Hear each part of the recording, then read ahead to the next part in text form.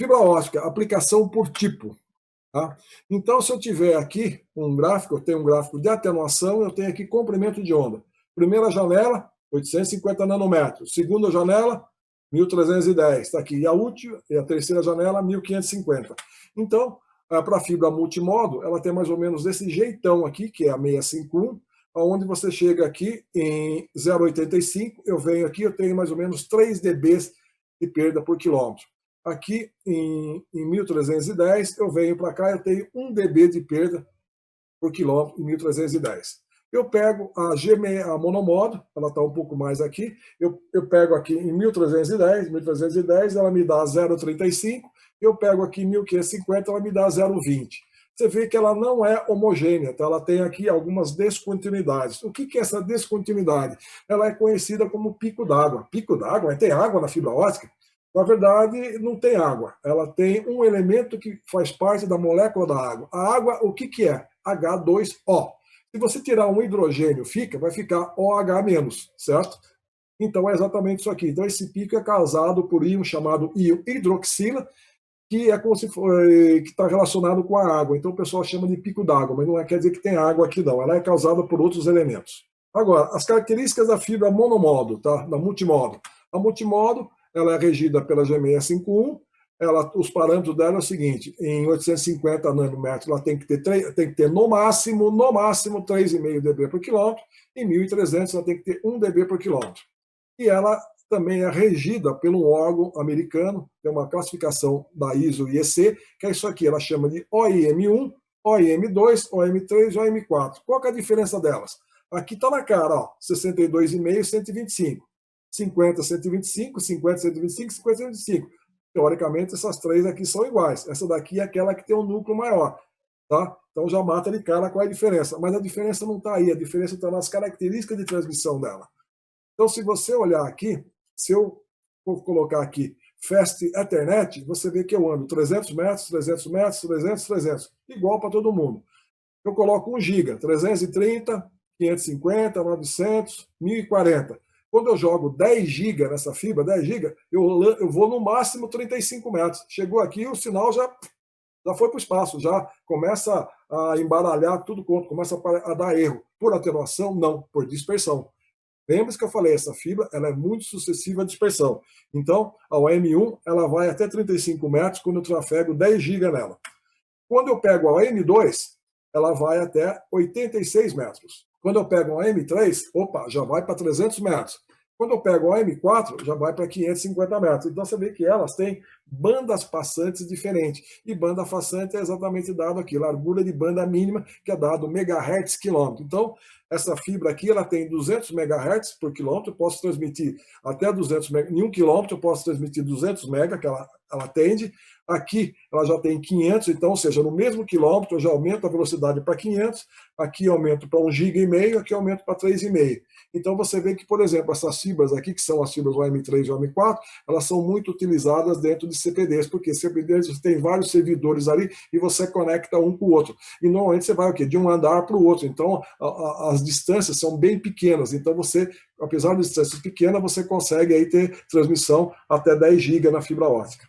Tranquilo? Agora nós vamos aqui a tecnologia que você trabalha no espectro de atenuação da fibra ótica. Normalmente a gente tem aqui, sai de 1.200 e vai até 1.700, e você tem a atenuação aqui. Então, como eu falei para vocês, a primeira fibra que nós tivemos foi a fibra G652B, B de bola. Nós estamos falando de fibra monomodo agora. Antes a gente falou de multimodo, agora eu estou falando de monomodo. Então a 652B de bola, ela tem essa característica daqui, ela tem um pico aqui no meio. O que é esse pico aqui? Isso aqui é o pico d'água, é o famoso pico OH-, que eu te falei, e ele fica em 1384.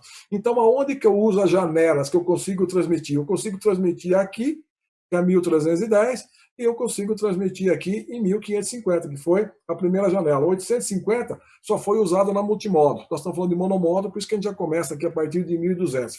O 850 ficou lá para trás. Ok? Agora, quais são as tecnologias?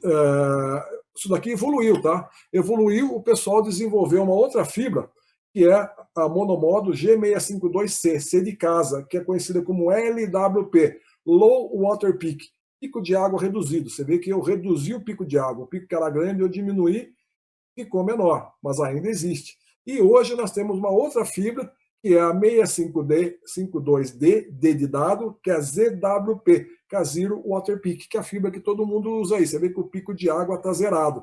Então, como eu consegui fazer isso daqui ficar uniforme, ele não é linear, ele é uniforme, tá? Ele não tem picos, ele não tem sobressaltos, eu consigo usar aí vários comprimentos de onda. Então, aquilo que eu usava 1310, 1550, com as redes PONs, que é o que a gente usa aí no FTTH, eu posso usar o GPON. O GPON usa onde? Ele usa no 1310, que é o upstream, é onde eu saio da minha casa e vou lá para o meu provedor, o sinal que sai da casa do meu cliente e vai para o meu provedor, ele vai em 1310, o sinal que sai da minha OLT e desce e vai até a casa do meu cliente, ele vai aqui em 1490 e eventualmente tem alguns sistemas que eu posso transmitir vídeo também, que eu chamo de vídeo overlay, que ele roda em 1550. Então, você sabe que eu tenho três janelas aqui de transmissão e eu tenho uma quarta janela aqui que vai em 1625 ou 1650, que eu uso para fazer monitoramento das fibras. Por quê? Porque eu uso isso aqui no ATDR, por exemplo. Se eu for fazer uma medição no sistema que está ativo, se eu usar o ATDR em 1310, 1490 ou 1550,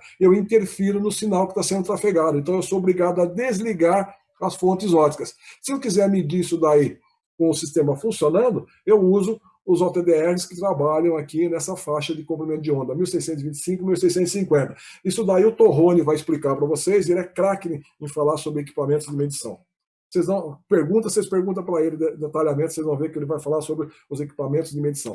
E aqui também, agora eu tenho as novas tecnologias, que é o XG-PON, o XGS-PON, que trabalha em comprimentos de onda diferentes, 1270 para fazer o upstream e 1577. Você vê então que eu tenho vários comprimentos de onda na mesma fibra.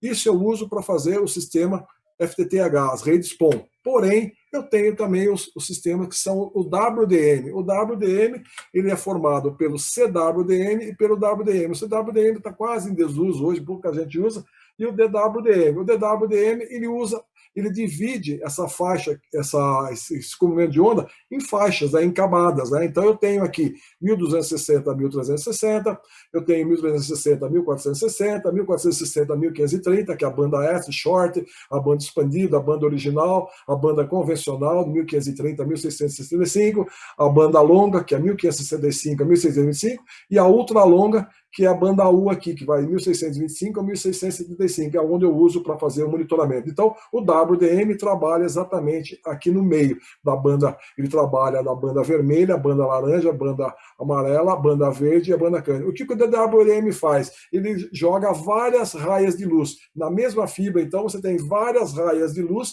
vários comprimentos de onda de luz trafegando simultaneamente e cada um transportando informações diferenciadas. Então, na mesma fibra, você consegue jogar vários sistemas simultaneamente usando o DWDM. Com isso, você aumenta enormemente a capacidade de transmissão da sua fibra e do seu cabo. Então, muitas vezes, você não precisa lançar um segundo cabo. Antigamente, o pessoal jogava um sistema só na fibra ótica e toda hora tinha que estar aumentando a capacidade, jogando mais fibra, mais fibra. Agora não, dá para você, através de eletrônica, otimizar a fibra ótica. Okay? E as características da fibra monomódulo, como eu falei. Aqui você tem as características da fibra G652, que é standard, a 652, que é o pico de água reduzido, e a 657, que é o BLI, que é o Bending Loss Sensitive. Então, pico de água aqui, na 652, que é o pico de água. Aqui você tem a 652 com baixo pico d'água e a 652 com pico de água zerado. Então você vê que aqui a atenuação, eles davam atenuação, as normas davam atenuação com relação a janelas, janela de 1300, janela de 1550, janela de 1625. Aqui não, aqui já está dando por faixas. Então na faixa de 1310 a 1625 é 0,4, máximo 0,4. No pico d'água tem que ser 0,4 também. Em 1550 tem que ser menor do que 0,3. E na BLI, a BLI ela exatamente acompanha a fibra monomódulo G652D de dado. Por que chama BLI? Por ter um baixo raio, uma baixa sensibilidade à curvatura. É isso daqui.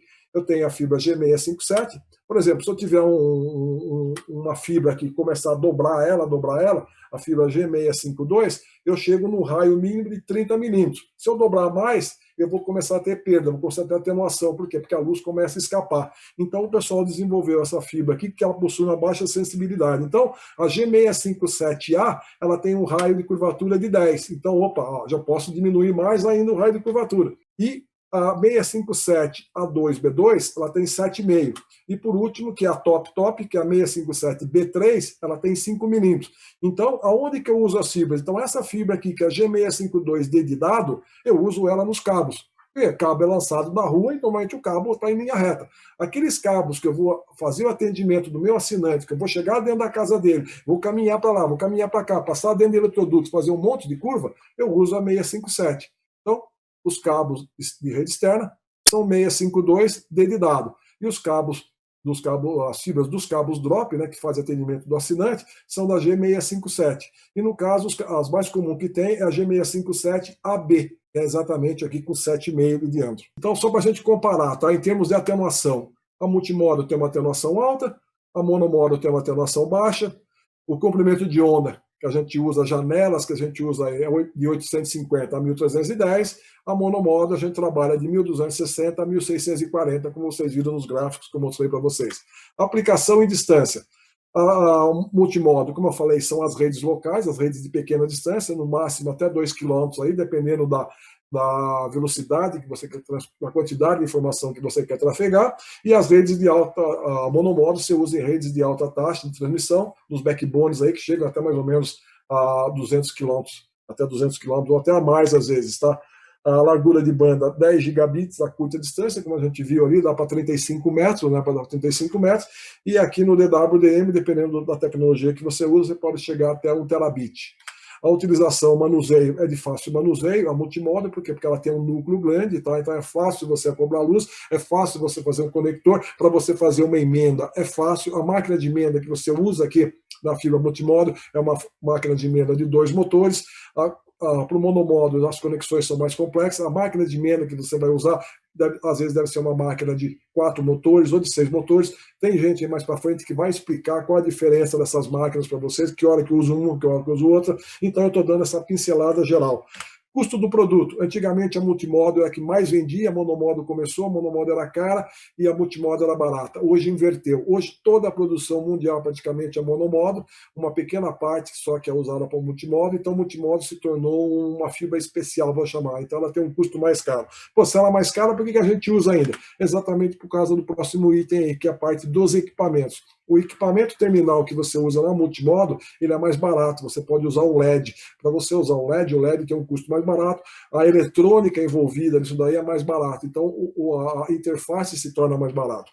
No caso da monomódulo, você precisa de um laser, esse laser tem controle de polarização, controle de modulação, controle de temperatura, tem uma série de coisas aí que tornam a eletrônica mais complicada e se torna mais caro. Então aqui é uma tabela comparativa de quando você usa uma e quando você usa outra.